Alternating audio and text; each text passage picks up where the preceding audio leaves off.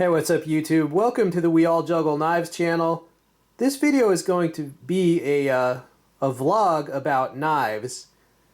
I'm going to do a series of videos like this where I answer people's questions that they ask me or issues that come up in the cutlery world.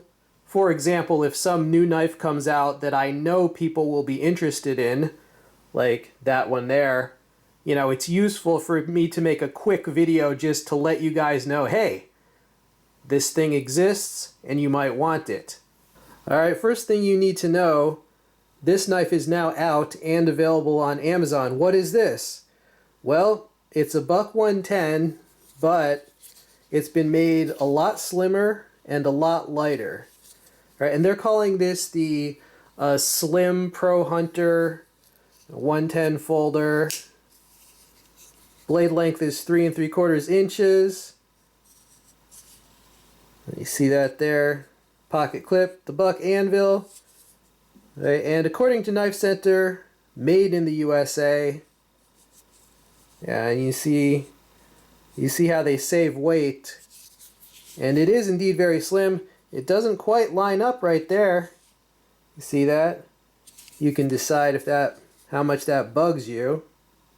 Right, so here we have my previous 110. This is no longer made, this model, but it was the Echolite 110.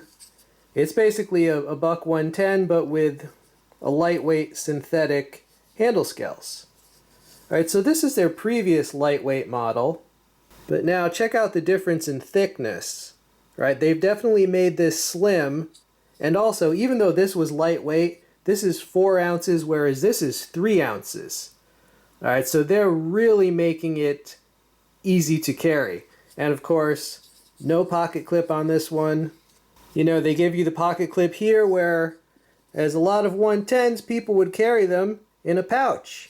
And also, this has the nail nick, where they've fully gone EDC on you now with the thumb studs. Right, so those thumb studs in the pocket clip, you know, they're going full on EDC.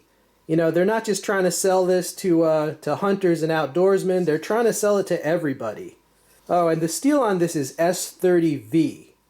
It comes in green, brown, or black. And I will include Amazon links if you want to pick one up. Yeah, I gotta say, this is a very good idea from Buck because, you know, it's an old idea. The Buck 110, been around for decades. I mean, there's so many people that love that knife.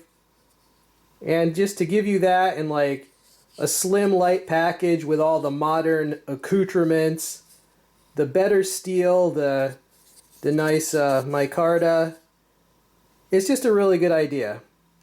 Alright, so check out the Amazon links if you want to pick up one or more. Oh, and they also have a version that's the buck 112. Okay, the 110, 3 3/4 inch blade, whereas the 112 has a 3-inch blade. Okay, so the 112 Slim Pro Hunter, that's even lighter and more easy to carry. So I don't know, I do want to pick up one of those. But yeah, so that's the new buck knife that just came out. Alright, next topic. Knives from Taiwan. I got a comment from a Taiwan hater the other day. Taiwan haters are a very rare species on YouTube. I don't hear that very often at all.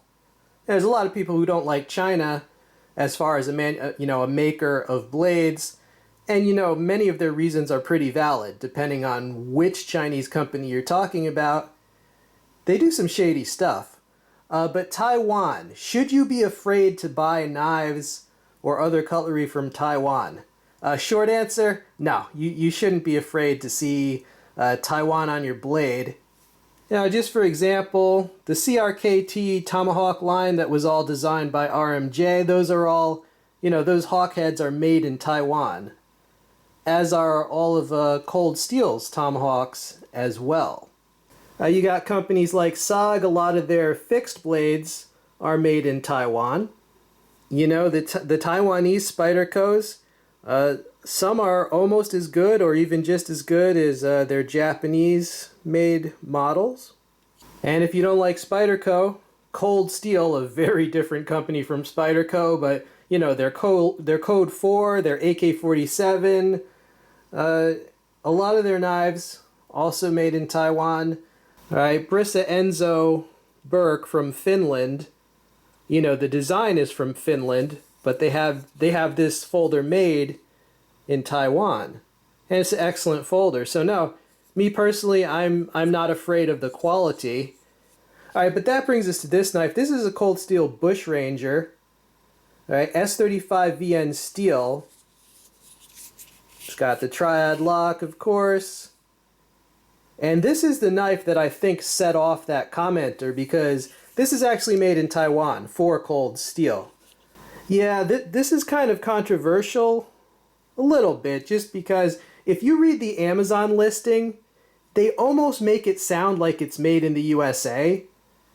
Like it says something like a USA-made blade. All right, well, the steel, the S35 VN, that's definitely from the USA. So if you buy this, you are supporting the US steel industry. But yeah, if you read their ad, they almost make it sound like it's all made in the USA. You know, they'll say machined USA G10. And, you know, it's kind of hard to tell, is the G10 from the USA and then it was machined in Taiwan? Or did they machine it in the USA and then did they just send all that to Taiwan to have it screwed together? I don't know. But it's made in Taiwan with US steel. I hope that clears that up. But yeah, Cold Steel has come out with a lot of new folders lately. In my opinion on those, a lot of them look very interesting. I don't know how many I can justify buying for myself, simply because as a knife reviewer, I never need to buy another knife. I have all the knives in every category that I would need. So for me to buy a knife, it has to be an upgrade or just coolness factor. I had to have it. But I will say the Cold Steel Immortal, that just has a coolness factor to it. I don't need it, but I do kind of want it. The folding version of the SRK, that looks like a good blade.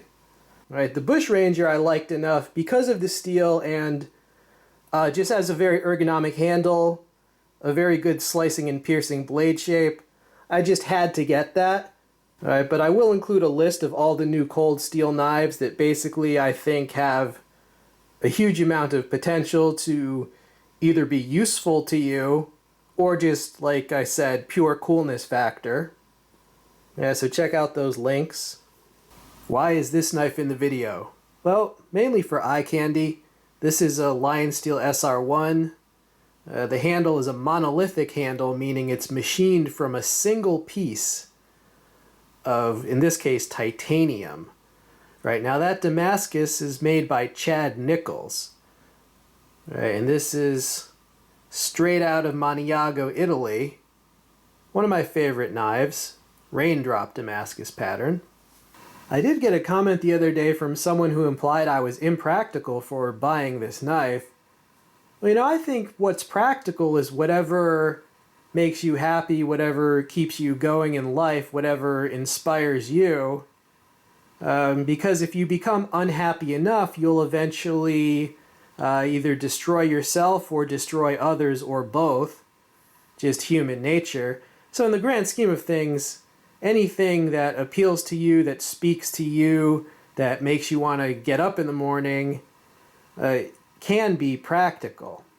But I also just reject the idea that it's even anyone's business how you spend what you earn.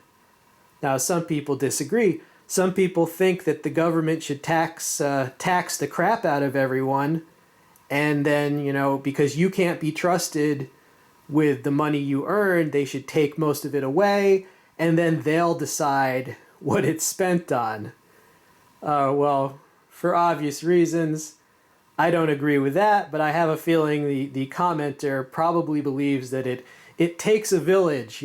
How dare you purchase something with money you earned, right? I have a feeling that they just have completely different values than myself and probably most of my viewers. So, yeah, don't pay attention to negative people like that. Go confidently towards your own goals. You know, they might not include a knife collection, but whatever your goals are, go confidently towards them. And last but not least, I found a deal on Amazon. I got this for $22. This is, can you read that? It's the F301H Firebird from GANZO. This is pretty much exactly the same as the very well-known GANZO. This is the G302B. This is pretty much all the same tools. The only difference is that this has what they call a chromized coating, which makes it more resistant to corrosion. Right, so this is basically kind of like this, but if you're near water or humid conditions, you might want to get this because this is even more resistant to corrosion. But the other reason that this is important, on Amazon, this tool right here goes for around $40. And this tool right here, like I said, I got it for $22. And it's pretty much the exact same tool with just like a different finish. $22 is a very good price for one of these GANZO multi-tools. Especially on Amazon, because Amazon has benefits compared to like, let's say GearBest. On Amazon, if there's a problem, they have the automatic return policy, so you're not going to get screwed over if you get a lemon. All right, if you're not sure what's on it, well, scissors, can opener, screwdriver, serrated blade and plain edge blade, saw, an awl, and this is for the bit kit. This comes with a whole bit kit and an adapter and a sheath, of course, so that's where you attach the bit kit adapter to. Yeah, so you see that it's, like I said, all the same tools. This just happened to be $18 less on Amazon. For a limited time, I assume. And of course it has the pliers and all the tools lock. Alright, so I thought you might want to know about that deal because the GANZO multi-tools, super popular, especially outside the US. Now, these wire cutters are not replaceable, whereas that one does have replaceable ones. But even the older model that didn't is still a lot more expensive than this. So that's not really justification for such a price difference. You know, I've heard that the Gerber suspension in some countries is actually like $50 or $60, whereas in the US you can get it on sale like Christmas. You can get those for $15. So of course the GANZOs, they will be popular if you had to pay 4 times as much for your Gerber, right? But yeah, a lot of people have this. I may do a full review. I've done like little tabletops, but maybe a full review in the future. But I wanted to tell you about this because that deal could go away easily. Alright YouTube, that's it for this knife vlog. I hope you enjoyed it. Check out all the links. They do support the channel. Alright, stay tuned for more videos. I'm out.